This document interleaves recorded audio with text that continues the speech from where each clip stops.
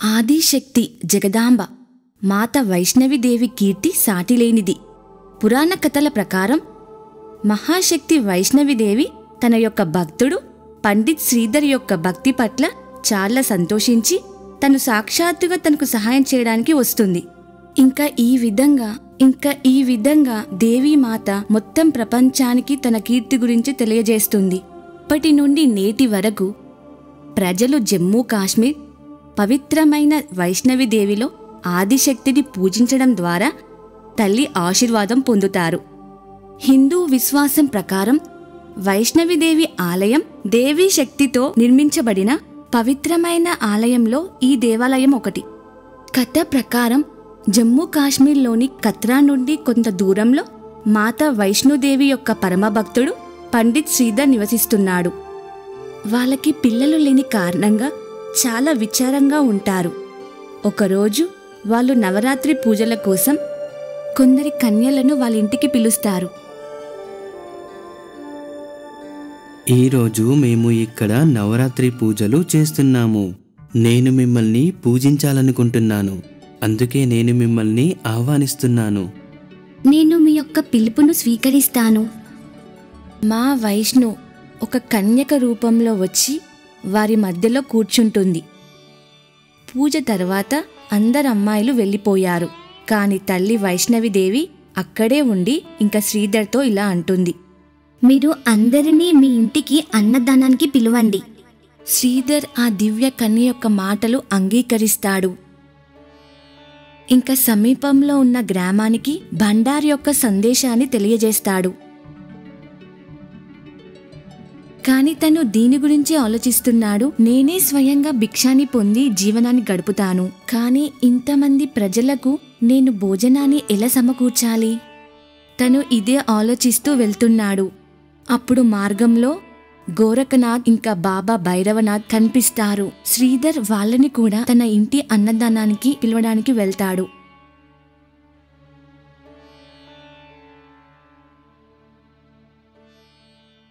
మేము మా ఇంట్లో దేవీమాత పూజని నిర్వహిస్తున్నాము.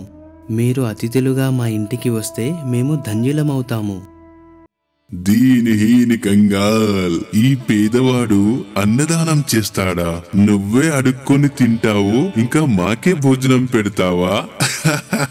ముల్లోకాలలో లేనంత భోజనం నేనొక్కడినే చేస్తాను. మా కడుపునే నింపడానికొచ్చావా నువ్వు? ఆ ఇంద్రుడికే సాధ్యం కాలేదది. కానీ నువ్వు మాకు భోజనం సమకూరుస్తావా? ఆందోళన పడతాయి ఈ భోజనశాలలు. ఎక్కడెక్కడైతే నేను వెళ్తానో. గురు చేల శ్రీధర్ను ఎగతాళి చేసి నవ్వుతాడు. ఇంకా తను ఇదంతా చూసి నిశ్శబ్దంగా వింటూ బాధపడుతూ ఉంటాడు. అయినా కూడా శ్రీధర్ ప్రేమపూర్వకంగా ఇలా అంటాడు, అయినా కూడా మీరు రావాలి. దేవి పూజను విజయవంతం చేయండి. నేను మిమ్మల్ని ఖాళీ కడుపుతో పంపను. అన్నదాన కార్యక్రమం చాలా మందికి గ్రామస్తులకు ఆశ్చర్యాన్ని కలిగిస్తుంది. తను ఎలాంటి కన్య అని ఒకేసారి ఇంతమందికి భోజనం సిద్ధం చేయాలనుకుంది. దాని తర్వాత శ్రీధర్ వారి ఇంట్లో చాలా గ్రామం నుంచి వచ్చి భోజనానికి సిద్ధమయ్యారు. అమ్మాయి రూపంలో తల్లి వైష్ణవిదేవి ఒక ప్రత్యేకమైన పాత్రలో అందరికీ భోజనాన్ని వడ్డించడం ప్రారంభించింది. భోజనం వడ్డిస్తూ ఆ కన్య భైరవనాథ్ దగ్గరికి చేరుకుంటుంది. కన్యా, నువ్వు అందరికీ వాళ్ళు కోరుకున్న భోజనాన్ని పెడుతున్నావు. నాకు కూడా నేను కోరుకున్న ఆహారాన్ని ఇవ్వు. నేను ఖీర్ పూరికి బదులుగా మాంసం తింటాను. ఇంకా మద్యం కూడా బాగా సేవిస్తాను. ఇది బ్రాహ్మణులకు భోజనం. అలాగే అన్నదానంలో మాంసాహారం ఇవ్వరు. ఒక నిర్దోషి అయిన ప్రాణాన్ని చంపి తినడం సరికాదు. ఇంక నేను ఈ పాపాన్ని చెయ్యలేను. కాని భైరవనాథ్ ఒప్పుకోలేదు. ఇంకా కావాలనే తన పంతంపై నిల్చున్నాడు. భైరవనాథుకు ఆ కన్యపై అనుమానం కలుగుతుంది. ఇంకా తను ఆ కన్యను పట్టుకోవాలనుకుంటాడు. అప్పుడు దేవీమాత ఆ విషయాన్ని తెలుసుకొని ఇంకా తన రూపం మార్చుకొని త్రిపుర పర్వతాలకు చేరుకుంటుంది. అంటుంటారు పర్వతం మీద. ఆ పర్వతంలో దేవీమాతకు హనుమంతుడు రక్షణగా ఉంటాడు. ఆ సమయంలో హనుమంతుడికి దాహం వేస్తుంది. తను అక్కడ ఇక్కడ నీటి కోసం వెతుకుతాడు. కాని తనకు నీరు కనిపించలేదు. ఏం వెతుకుతున్నావు పవన్ పుత్ర? నాకు చాలా చాలా దాహంగా ఉంది మాత. దేవీమాత ఇది వినగానే తన బాణం శక్తితో నీటిని సృష్టిస్తుంది.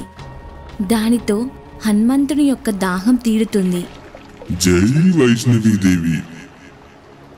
ఇప్పటికీ ఆ జల ప్రవాహాన్ని గంగా అనే పేరుతో పిలుస్తారు. ఇలా అంటూ ఉంటారు, ఈ పవిత్ర జలాన్ని తాగినా లేక స్నానం చేసినా ఆ భక్తులకున్న అన్ని సమస్యలు ఇంకా వారికున్న కష్ట నష్టాలు దూరమవుతాయి. ఈ సమయంలో దేవి ఒక గృహలో ప్రవేశించి 9 నెలల వరకు తపస్సు చేస్తుంది. అక్కడ భైరవనాథ్ కన్య రూపంలో ఉన్న వైష్ణవి మాత మాయమవ్వడంతో ఆందోళన చెందాడు. దాని తర్వాత తను తపస్సులో నీలమైపోయి తన మాయాశక్తితో దేవిని వెతుకుతూ ఉంటాడు. అప్పుడు దేవి ఒక గృహలో తపస్సు చేస్తుందని తెలుస్తుంది. తర్వాత భైరవనాథ్ వాయు వేగంతో గృహ వద్దకు చేరుకున్నాడు.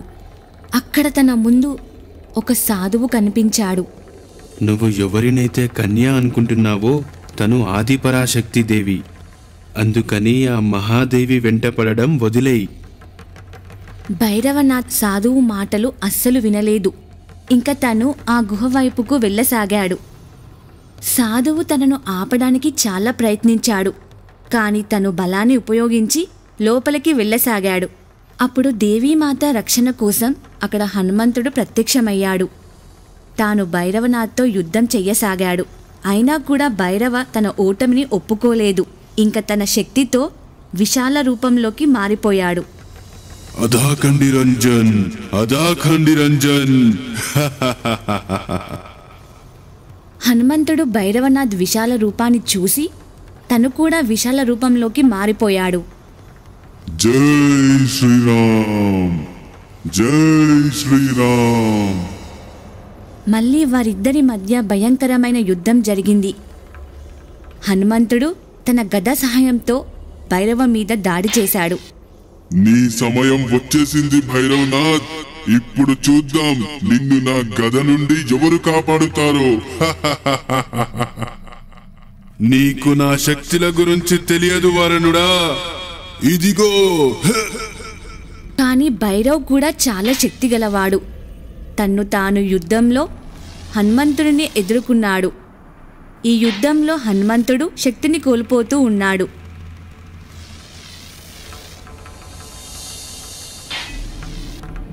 అప్పుడే వైష్ణవిదేవి గుహ నుండి బయటికి వస్తుంది. ఆగిపో పవన్ పుత్ర, తన అంతం నీ చేతులతో కాదు నా చేతిలో ఉంది. హనుమంతుడు దేవీమాతకు నమస్కరించి వెనక్కి వెళ్ళాడు. అప్పుడు భైరవనాథ్ గంభీరంగా నవ్వసాగాడు. దేవీమాత భైరవుడికి వెళ్ళిపోమని హెచ్చరించింది. అయినా కూడా భైరవనాథ్ వినలేదు.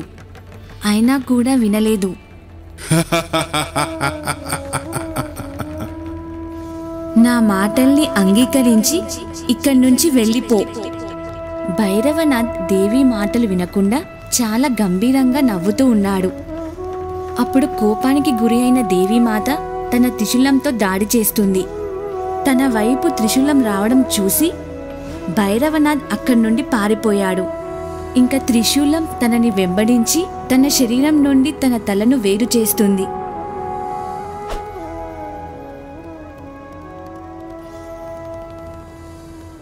భైరవనాథ్ తల తెగిపోయి దూరంగా ఉన్న ఒక పర్వతంపై పడుతుంది. ఈ విధంగా దేవి వైష్ణవి మాత భైరవుణ్ణి సంహరిస్తుంది. ఇలా అంటూ ఉంటారు. చనిపోయే సమయంలో భైరవనాథ్ తను చేసిన తప్పులని తెలుసుకొని ఇంకా తను దేవీమాతకు క్షమించమని కోరుకున్నాడు. అమ్మా అమ్మా నాకు దర్శనమివ్వు, అమ్మా నాకు దర్శనమివ్వు. భైరవా, అమ్మా ఆదిశక్తి జగదాంబ, నన్ను క్షమించండి అమ్మా. మీ దర్శనాన్ని పొంది నేను ధన్యుడినయ్యాను. నేను చనిపోతున్నానని బాధ లేదు. నేను మీ చేతుల్లోనే చనిపోవాలనుకుంటున్నాను. ఎందుకంటే నా మరణం ఒక దేవి మాత చేతుల్లో జరిగింది. ఇంకా ఇప్పుడు నా ఆత్మకు సరైన మోక్షం లభిస్తుంది. హే మా జగతి జనని, నేను మీ యొక్క రూపాన్ని ఊహించలేకపోయాను. దేవి మాత, ఒకవేళ మీరు నన్ను క్షమించలేదంటే ఈ ప్రపంచం నన్ను పాపిలా చూస్తుంది, ఇంకా నన్ను అసహించుకుంటుంది. నీ కోరిక ఏంటి భైరవనాథ్? హే మా జగతి జనని, మీరు నాకు ఒక ఉపకారం చెయ్యండి. దానివల్ల భవిష్యత్తులో ప్రజలు నన్ను పాపి అని పిలవకూడదు మాత. భైరవనాథ్, మరణ సమయంలో నువ్వు నన్ను అమ్మా అని పిలిచావు, నన్ను ఆరాధించావు, నువ్వు చేసిన తప్పులకు క్షమాపణలు కోరావు. వెళ్ళిపో, నేను నిన్ను క్షమిస్తున్నాను. ఇంకా వరాన్ని కూడా ఇస్తున్నాను. ఈ రోజు నుండి నిన్ను కూడా పూజిస్తారు. నా భక్తులు నా దర్శనం తర్వాత నిన్ను కూడా దర్శించి వారి కోరికలను పూర్తి చేసుకుంటారు. నీ దర్శనం లేకుండా నన్ను దర్శించడం వృధా అయిపోతుంది. నీ పర్వతంపై ప్రయాణించిన తరువాత భక్తులు నా గృహలోకి ప్రవేశిస్తారు. అప్పుడే వారి యాత్ర సఫలమవుతుంది. దేవీమాత అనుసారంగా ఈరోజు కూడా భక్తులు మాతా వైష్ణవిదేవి దర్శనం తరువాత 3 కిలోమీటర్ల పర్వతం ప్రయాణం చేసి బాబా భైరవనాథ్ యొక్క దర్శనాన్ని చేసుకుంటారు. జై మాతాదేవికి. ప్రేమతో అనండి జై మాతాదేవి. అందరూ అనండి జై మాతాదేవి. మీకు గనుక మా వీడియోస్ నచ్చినట్లయితే లైక్ చేయండి, ఛానల్ని సబ్స్క్రైబ్ చేయండి. అలాగే అందరికన్నా ముందుగా మా కార్టూన్ షోస్ ని చూడాలనుకుంటే బెల్ ఐకాన్ని నొక్కడం మర్చిపోకండి.